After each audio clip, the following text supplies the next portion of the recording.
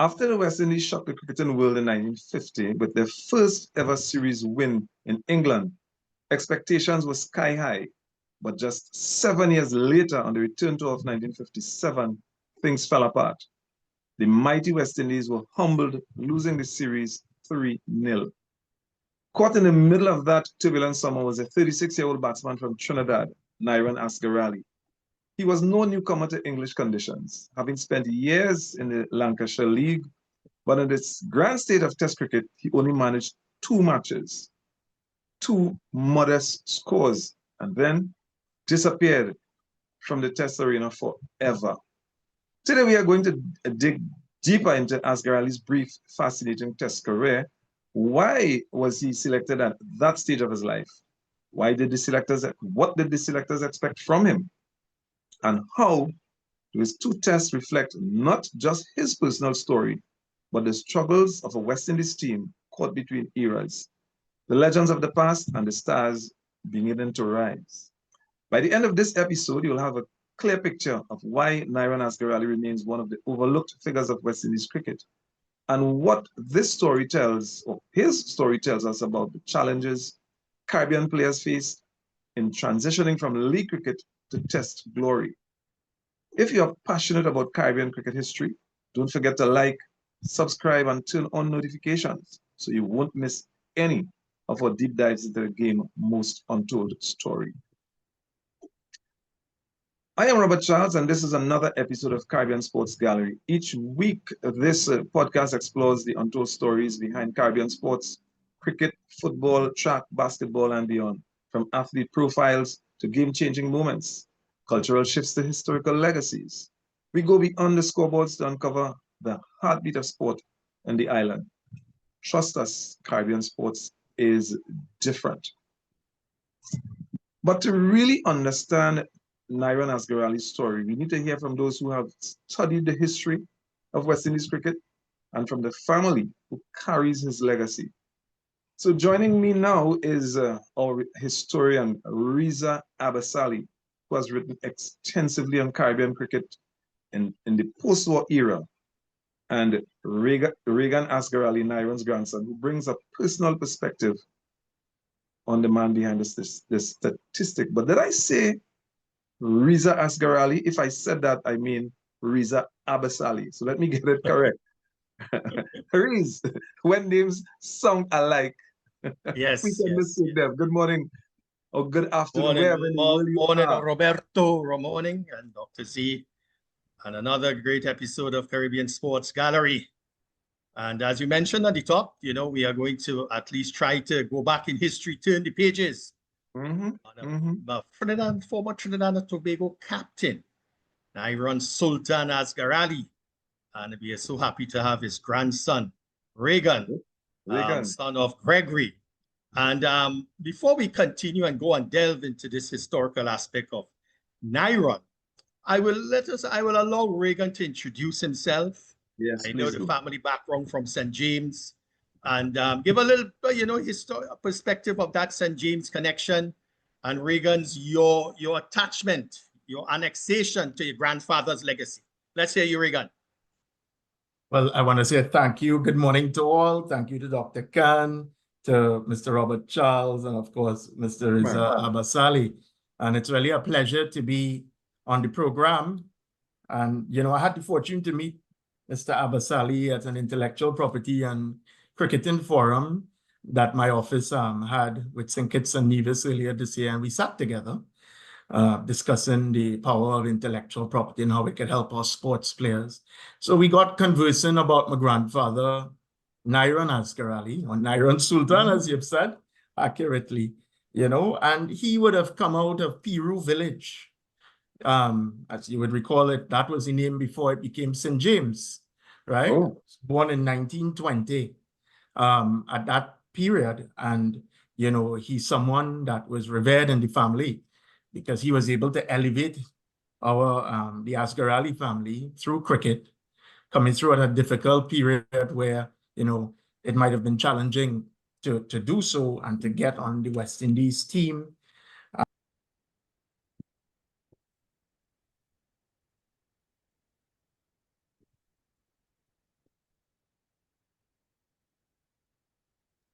I'm very sorry I went off, but growing up as an individual, if you would permit me, he was really the leader of the family.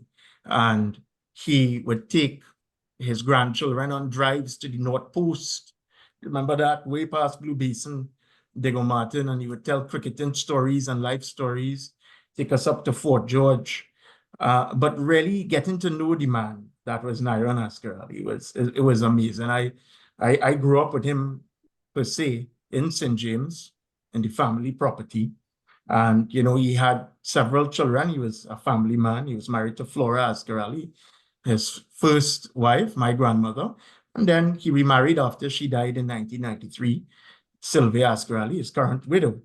You know, and he had 7 children, Noble, who played, I understand, he had trials for Trinidad, but didn't play for Trinidad. And there was Don Asgarali, who, of course, everyone will know Don, was also a justice of the peace. He served on the cricket board. And, of course, my father, Gregory, who played for Trinidad in the 70s, a few games. Herman was very talented as well, but went across to Canada. And Jeffrey, they all played for Invincible Cricket Club. That itself it became the family cricket club, right? And that club was established in 1920 by Norman Sukram.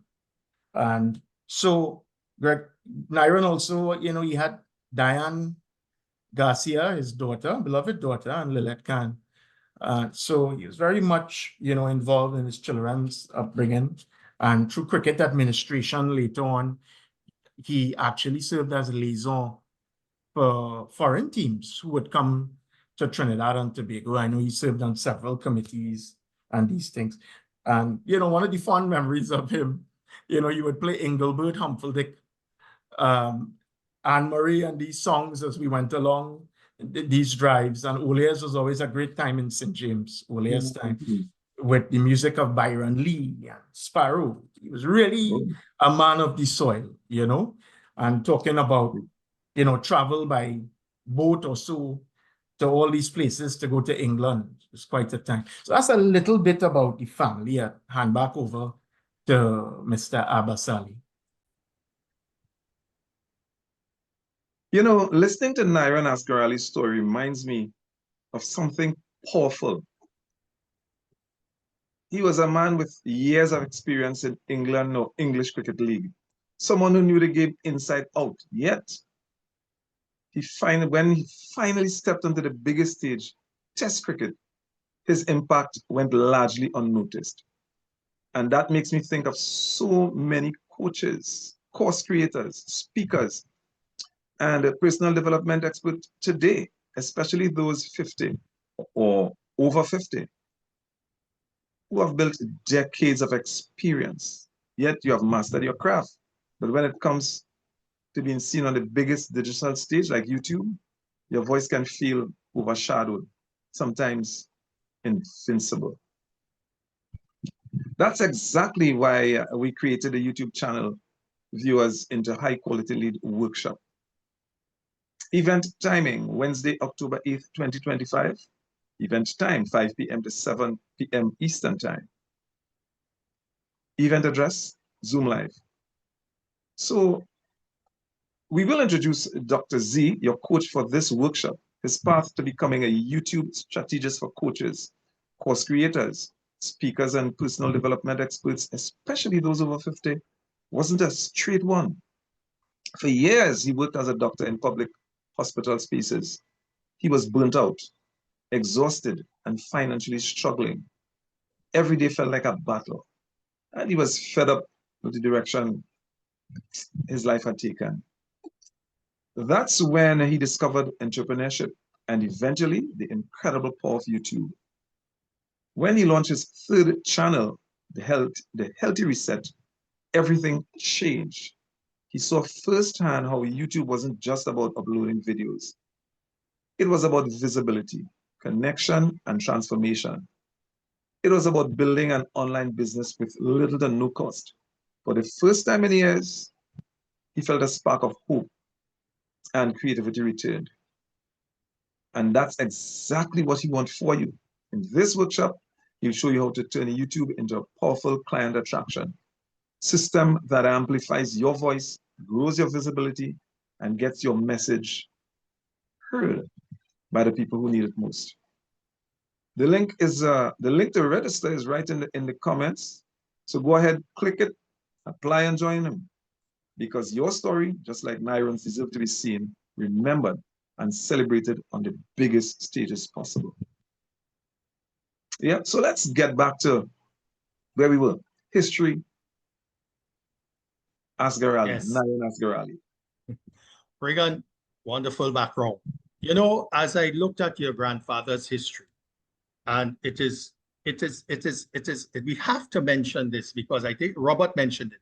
He disappeared basically after 1957. Well, let's do a little bit background again, because in 1950, the West Indies went to England. I think there was that their fourth test visit, and West Indies beat England 3-0, including the famous victory at Lord's in June of 1950, their first ever test victory on English soil. This was under Goddard, John Goddard. And of course, that was Ramadan and Valentine, the two pals of mine. It is based now in 1957, 7 years later. Your grandfather was called to duty, test duty for that tour. Now, West Indies lost that test series 3-0. And Nyron appeared in 2 test matches, as we all know.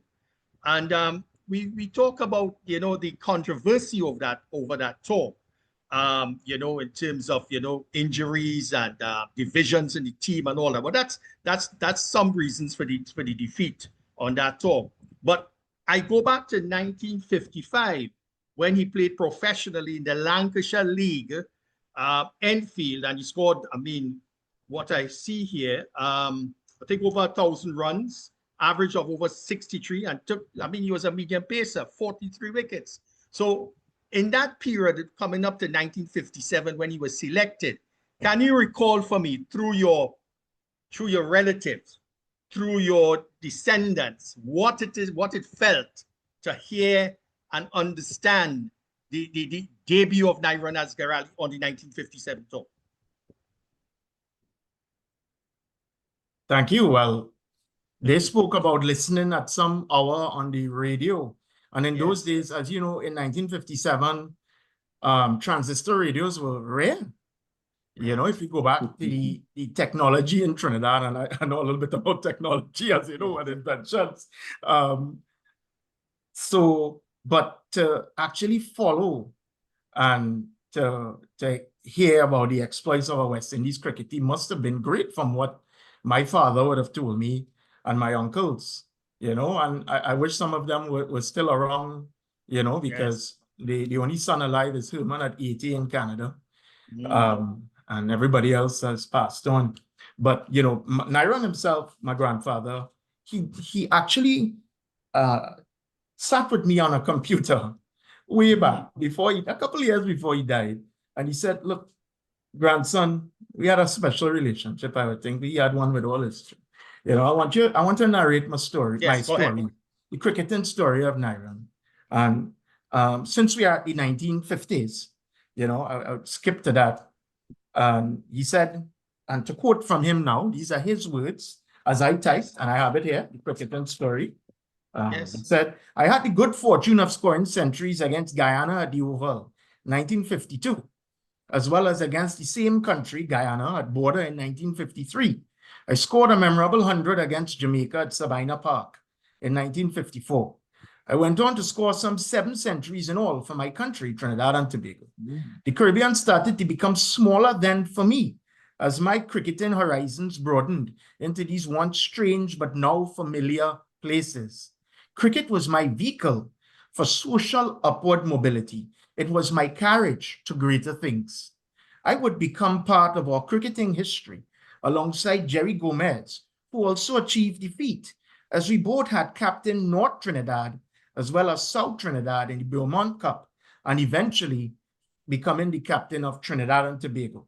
I went on to captain my local club Invincible in the Bonanza competition, and eventually that famous local cricket club, Caroni Wanderers. My stint with Wanderers included victories in the Island Championship in 1959 against Queen's Park, a club that was extremely hard to defeat in those days, and also against Harvard at Gilbert Park and San Juan United at the Oval. One of the highlights of my career was the captaining of Trinidad Indians in the Kawal Cup series at Gilbert Park, California, Trinidad, and then in Suriname. And then to answer your question, you know, he said it himself. After scoring runs at a prolific rate, I eventually was selected to represent the West Indies cricket team in 1957 for the tour to England. It was the pinnacle of my cricketing career. Representing the West Indies is what every cricketer dreams about. Selected on this tour as an opening batsman, I was the only opener to score over 1,000 runs in this series. The other opening batsman on this tour was his good friend, I know, Andy Gantom, and also Bruce Ardue. I have always been of the opinion that this side was the most talented West Indies outfit ever. There was an abundance of top players, including Clyde Walcott, Frank Goddard, Everton Weeks, Frank Worrell, Nyron Kanhai, Garfield Sobers, and Wes Hall. So back to you now as to the story that such a talented team, he coming in at the pinnacle of his career, now having been much older, and why maybe the reasons for that 3-0 defeat. Yes. So over to you, my learned friend. Yes, Robert, any comment you want to make before I continue? Well, I am listening, and I just enjoy what I just heard. But yes, you know, I want to not comment, but you know, reside with your research that you would have done, and we know that you go deep. You go deep. You have the information. How would you describe, based on your research? Because we know you did the research, and don't hold back nothing. yes, yes. How would you describe Asgarali's batting style, and what role was he expected to play in the West Indies batting lineup during that tour? Because Well, he was excellent. 36 at the time, Yes, at the yes. age when most players are stepping out. Yes. And Reagan just gave a background on his domestic season and all of that against the regional sides. And he scored quite a number of runs. And I mentioned to you his stint at Ensfield, you know, in the Lancashire League, where he scored over 1,000 runs. And just to add to what Reagan spoke about on his 1957 tour, before I answer that specific question, I'm seeing here on the 1957 tour, he played 19 first-class matches, Reagan, close to 1,000 runs, 200s, one against Nottinghamshire, and the other one against Kent, an average of just under 32. And just as you mentioned about that question, how and why did he disappear? And let me refer, which I mentioned to Reagan in a WhatsApp yesterday, Willie Rodriguez. I called him yesterday, gentlemen. I called him yesterday. Willie Rodriguez played 5 test matches in the 1960s for the West Indies. A very good leg spinner. Tons of wickets in the domestic season in the West Indies. Willie was telling me, and Willie Rodriguez, Robert, is 91 years old. And he went back 68 years ago when Nyron was captain of the West Indies, Trinidad side. I can't recall against who, but I don't know if it was Guyana or something. And he was in a partnership against Pakistan. Reagan against the visiting Pakistanis. And he was batting. Talking about that, yes. Yes, and he was batting with Willie was batting with Nyron. I think they had a 5th wicket stand around 80 runs. And he's 68 years ago, Robert, and he remembers this match. And he remembers. Amazing. So I said, what was the description? What was the description of Nyron Asgarali's batting? You know what he said, Robert? He was a top-class batsman. He was a top-class batsman, and he couldn't understand, to paraphrase what he was saying to me, Robert, he couldn't understand why Nyron wasn't picked again to play for the West Indies, to paraphrase his opinion about Nyron Asgarali. So that remains, I would think, an unanswered question, because he did very well domestically, and as I mentioned, you know, in the Lancashire League. So so that question remains answered. But this man also was recognized by the country in terms of Hummingbird silver medal, and Regan can correct me, in 1995, and inducted in the Trinidad and Tobago Cricket Hall of Fame in 1987. Regan, just if I stand corrected, you go ahead, my brother. You are absolutely correct. And, you know, he was such a learned man. And, you know, he worked with Caroni, I think it was 1975 Limited, as you know. But to hear him articulate, you know, issues of the day was really amazing. And he really inspired a lot of us. Huh? And what you just said there, maybe at the end of his career, if he was fortunate to have been picked a few years earlier, you know, he might have had a bigger impact for West Indies cricket. But certainly coming, you know, bringing a leadership value for Trinidad and Tobago is something that, you know, we, you know, noted in the family. And of course, in that period, as you know, his best friend was Andy Gantom and his roommate. This is my story, Andy Gantom. And I remember hearing it from him himself in person, a day when they were chatting. But also Andy, Mr. Gantom, the late Gantom, wrote a chapter in his book on Nyron. And he said here, if I may just be permitted a minute to quote, "Sure. Certainly this will surprise many. Nyron Asgarali was, in my opinion, one of the best batsmen Trinidad and Tobago has produced, but he was not given the opportunities he deserved early enough. If he had, the false perception that he could not make runs in the Oval would not have been formed. Nyron never played in both matches of a two-match tournament between his debut in 1941 and 1948, you know? And so he went on to make many good points about the ability of my grandfather. And just quickly, I'll just add this one from page 113 of his book, and I quote, I particularly remember Nyron's 141 not out in the second innings on the last day of the match in Ghana in 1953. Jerry Gomez declared soon after he made his second century in the match. Guyana made 62 for 3 in the remaining time. Was there sufficient time to reasonably contemplate getting the required 10 wickets to win? I thought not, but rather that Nyron could have been allowed the chance to go for a double century. Very interesting perspective from Andy Gantom. Yes. Regan, in 1948, your grandfather scored an undefeated double hundred against Maple. This is what my records say. But back to that Andy Gantom connection you made. And this is another conundrum that we cannot understand in the history of West Indies cricket. Because if you recall that Andy Gantom made 100, a test 100 on debut, 112 against England back in 1948. And you mentioned about the friendship with your grandfather and Andy. And shockingly, he was recalled to the West Indies tour of England in 1957, which we talk about. He did not play a test match in that 1957 tour.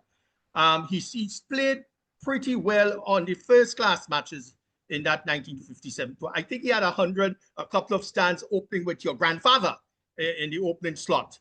And they were really good friends. So those are two of the, what should I say?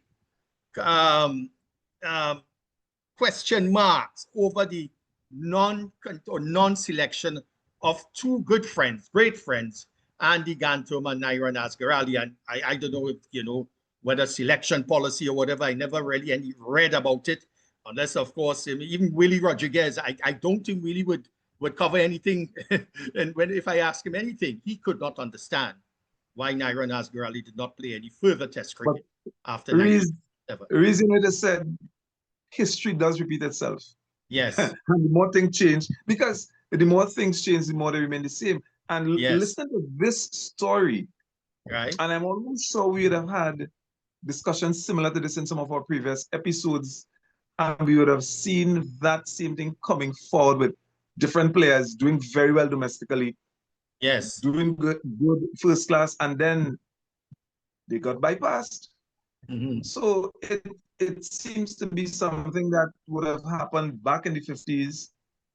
Nyron would have suffered dearly for it because we saw he did very well, but only got selected for 2 teams. And I mean, when you look at the stats, 1,000 runs in first class matches on the 1957 tour to England, and then in 2 tests. But do you think that there's any explanation for that contrast as to his positive impact in cricket locally, regionally, and then Oh yeah, you definitely. get I a mean, chance but to Reagan, I mean, and you know, and his family, yeah, definitely. I mean, the thing is, okay, so he played his 2 test matches in 1957 against in a very good West Indian team, because Reagan called out some of the names. I mean, Worrell was there, Sobers was there, and I was there. As I mentioned, a few of the factors that contributed to that heavy defeat.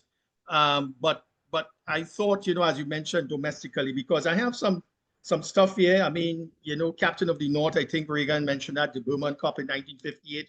Captain of South as the welfare officer for Caroni Estate. I'm seeing here, oh yes, he was, Reagan mentioned this, he was manager of the 1983 TNT Shell Shield team. He served as liaison officer, as Reagan mentioned, for the visiting Australian, New Zealand, and England teams in 1984, 85, and 86. So he contributed outside of cricket and in capacities of administrative role, etc. I think, you know, I mean, I would not, I mean, short for a legend of West Indies. No, not really. But Nyron Sultan Asgarali did make a sterling impact on Trinidad cricket, and I mean heavily on Trinidad cricket, but unfortunately not on West Indies cricket. But you know, and as you say that, Reese, it begs the question, because the 1957 team was in transition with players like Sobers, Kanhai, emerging young guys, and Asgarali would have been seen as a veteran then because of his experience. But do you think with the emergence of that growing West Indies team, these young guys coming up, do you think that would have had an impact on his selection? I'm not saying I want to be cautious about it, because yes, he was 37 at that time, and you did mention, and you know, Westall was on that was on that 1957 tour, but he didn't play any test match. I think he was 19 years or whatever. So yes, Robert, there was the emergence of young stars and young players, because Sobers, Sobers had made his debut in 1954 against England in Jamaica at Sabina Park, and Sobers was what, I mean, early 20s. And Rohan Kanhai, I mean, 1957 was his first tour also. So I will leave it to Reagan to expand on that, what I've said. But maybe it was a valid point. Reagan? I'm quite enjoying this conversation from you learned gentlemen, you know, just coming in as the grandson. But, you know, I have a lovely book here, Nyron's Arsenal, that he left for me. The 1957 West Indies Cricket Challenge, written by an acclaimed cricketing or sporting journalist back then, Bruce Harris, because these are the days when TV was not an option, and these journalists would bring cricket alive. And reading this book is amazing, you know, because he would have written about the 1930 English test tours, going all the way up to 1957, right? This cricketing journalist. And he had all of the stats on these great men: Goddard, Walcott, FCM Alexander, N. Asgarali, my grandfather, D. Atkinson, Andy Gantom, Robert Gilchrist, W. Hall, Rohan Kanhai, Bruce Pardio, right? Katie Ramadin, G.S. Sobers, A.L. Valentine, O.G. Smith. So these were some seriously legendary cricketers coming some very young, some not so young, and my grandfather would have been in the, I would say, the pinnacle of his career, as he said to me, right? So I am sure that he would have played some sort of leadership role in imparting his knowledge, as I know that leadership was one of his qualities, having grown up a lot with him, right? Not just cricket, but I talked earlier about his life. You know, his given examples. He was great, a supportive man to me when I was doing law, as the first Asgarali to become a lawyer in the family, right? So what the journalist wrote about him here, Nyron Asgarali played in 2 test matches on that tour. The chief claim of this sturdy little batsman to distinction was the show he made in the first innings of the 5th, hold on, I have to turn this page carefully, of the 5th test match. He made 29 as opening batsman out of the total of 89 runs that the entire West Indies made. And he and Sobers put on 61 for the second wicket before the whole innings collapsed like a pack of cards. Very Excellent. interesting when you're reading from these history books, you know. But I'll go to page 38 and I'll hand back over to you. There's so many little references in this great book. Ahead. Yeah, it really tells a vivid detail of the 1957 tour. Precious book. One was immediately impressed by the merits of Asgarali as an opener and of Sobers in making the first century of the tour. The Englishmen, made up chiefly of players who had visited the West Indies about 18 months earlier, were strong enough to make an interesting game, right? And this was, of course, the many county matches that would have been played in between the test matches. And that is something where you made a reference here, and I'll end here. Unfortunately, the Sussex side wearied in well-doing. The West Indies had a run frolic in their second innings before declaring at 284 for 3. Asgarali was run out for 99, and Gantom, Sobers, and Collie Smith all piled on the runs. The Smith-Sobers partnership of 92 took only 40 minutes. Smith hit 3 sixes off Mala and 1 off Suttle, which hit a Parker. Smith galloped to his 50 in 39 minutes and Sobers to his in 45. Now, when you're going into this detail about county cricket, one must wonder now on tours if our cricketers get enough of these practice matches to really prepare them for difficult test rubbers, you know, and I'm going to leave that to the experts here. Yes. Well, you know, so I mean that book is really, I mean, a superlative, I mean, reference. You know, Robert, there was, I mean, it's not related to Nyron Asgarali per se. I mean, but as I mentioned at the top, I mean, Nyron, I mean, was valuable experience for all of these young guys on that 97 tour. But the first test match, right, was one of the most infamous matches in history of West Indies Test cricket. The 1957 first test match at Birmingham. And England made 186 in the first innings, and Ramadan took 7 for 49. And in the second innings, Ramadan 98 overs, 35 meeters, 179 runs, 2 wickets. England 583 for 4. What happened there in the second innings, and the most infamous thing in the history of West Indian cricket, is that me and Cowdrey, who put on 411 for the 4 wicket, was kicking the ball away from the stumps. No LBW was allowed. No LBW. And that destroyed, in a way, as I've read, the effect of Sonny Ramadan on that series. You know? And I mean, England, of course, had big batsmen, you know, May, Cowdrey, and fellas like that. But that was an infamous episode in West Indies cricket history. By the way, that record still holds, Robert. The most amount of overs in a test innings, 98 overs by Sonny Ramadan on that tour of England in 1957. That was just a bystander I just wanted to mention, because, you know, history, you know, history does not sometimes repeat itself, but sometimes. Sometimes it does, sometimes it doesn't. And yes, I heard Nyron make reference to experts a while ago, and you know, Ari's, you know, your background as a historian, you know, there's a lot of expertise there, because you bring the facts and you bring it facts. Yes, facts.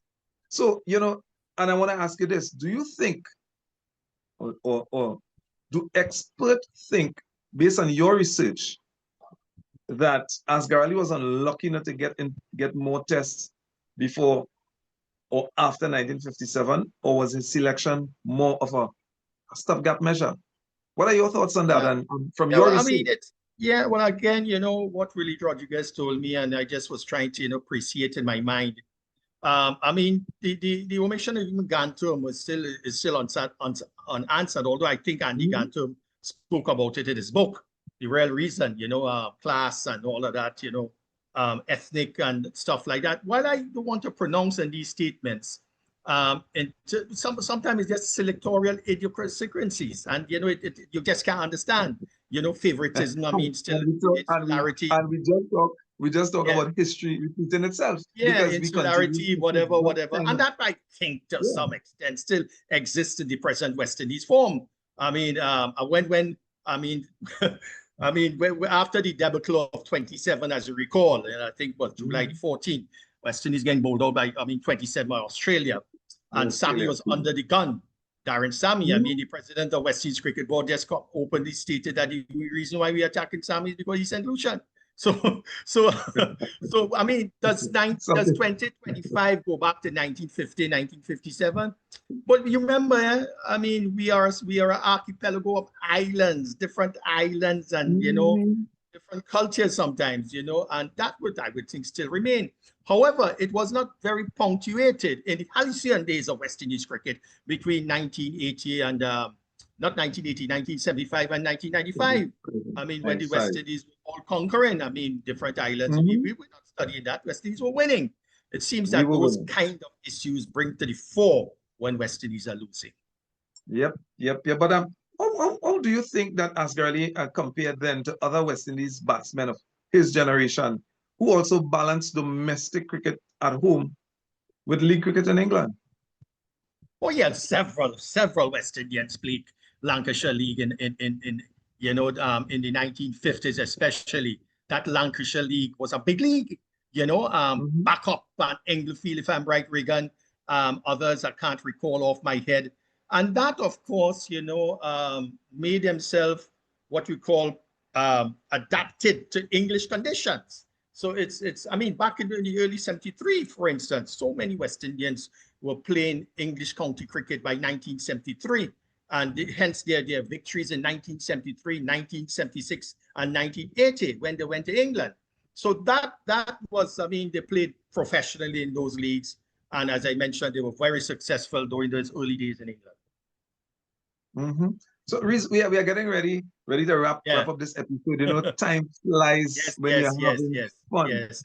But I want to just briefly look at legacies and lessons. Looking back, what does Asgarali's short test career tell us about West Indies selection policies and the changes players face when moving from league cricket to the highest level, in your view, as a historian? Yeah, well, we touch on it, and as I said, the idiosyncrasies of West Indies cricket selection is something that is one of the biggest puzzles. So, we find it, as I mentioned, present, this in today's cricket society. But I would like to ask Nyron as we conclude.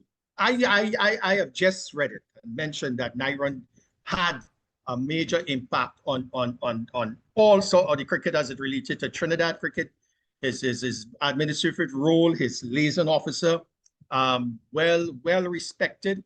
I would like Regan to answer a very simple question as we conclude, Robert. Regan, how would you like your grandfather to be remembered in the history of Trinidad and West Indies cricket? My grandfather was a true gentleman, a very educated man who took his family and elevated it through all aspects of cricket. So although he may have played just 2 matches for West Indies, his legacy of being one of the first Indo-Trinidadians to play for Trinidad and Tobago, as he told me, and also for West Indies opening, but also his leadership across the board, his friendship with Andy Gantom in a very difficult time, where they both may not have been given the opportunities, and really his overall academic prowess for developing, sitting on committees, serving as liaison officer, and the personality of the man. Shone through his son, Gregory, my father, who incidentally played 10, 12 man, as Dad quote told me, before he even made his debut for Trinidad and Tobago, or even his other son, Noble, who made 99 and was called out and guaranteed selection and never was selected to play for Trinidad and Tobago. So when we go back there, I think my grandfather, and in the family, we have a lot of revelry for him and what he would have done, really inspired many, and was also really serve as a mentor to many on that tour who would have gone on to be great West Indians. And as you know, there was the picture of the plate, and I want to end there, that is in our family house in St. James, with all those great signatures. I wish you could show it on this program. And that West Indies plate, really, the greatness that would have occurred in the generation after to come, really, I think the 1957 tour to end was really a catalyst for that. Thank you so much, Mr. Asgarali, and Mr. Charles, Dr. Z, for allowing me the opportunity to speak about my dear grandfather. Oh my gosh. Thank you so You're much, quite, Robert. thanks, guys. You are quite welcome. You know, Reese, it's been a wonderful episode. I enjoyed every minute of it. And yep, it's a wrap. This has been another episode of Caribbean Sports Gallery. Oh my gosh. I just want to tell Regan, Regan, the reason why we met is because of this morning. Wonderful. And I just want to, before I end, you know, Regan, thank you again. Just want to congratulate Jareem Richards and Kishon Walcott on their magnificent performances at the World Championships in Tokyo. Gold for Kishon in the javelin, and silver for Jareem, the man from Point 14, and the man from Tokyo in the 400 meters. I think we've got to congratulate them big time. I think they have done us proud again. They continue to do Trinidad and Tobago proud. We really appreciate them for that. And this is why, you know, as an intellectual property lawyer, myself, who has been involved in sports law, it was so important that we met, and to see the importance of really uplifting our cricketers, their brands, broadcasting deals, and making them really earn a living while they're there, because they're not going to always have short, long careers. But once you unlock the power of intellectual property and allow them to really make the best out of that sport in life, you know, and we look forward to, you know, the IP sporting strategies, because we have it all in Trinidad and Tobago, as you know. We have the best facilities, but it's how we really strategize to help our dreams, to help our Kishon Walcotts going forward, that would show the legacy for our cricket and our sport in general. Excellent. So we also need to congratulate some of the other athletes. Anderson Peters from Grenada took home the silver medal in the men's javelin. Oblique Seville and Kishane Thompson, let me get it right, from Jamaica, they secured gold and silver respectively in the men's 100-meter sprint. Tina Clayton out of Jamaica earned a silver medal in the women's 100 meters. And of course, the invincible Julian Alfred of St. Lucia.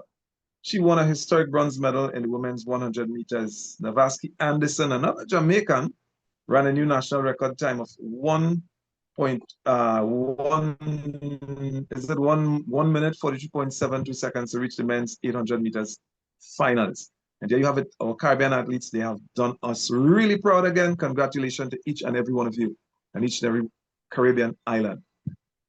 Caribbean Sports Gallery. See you next time. Yeah, Dr. I mean, you know, we have some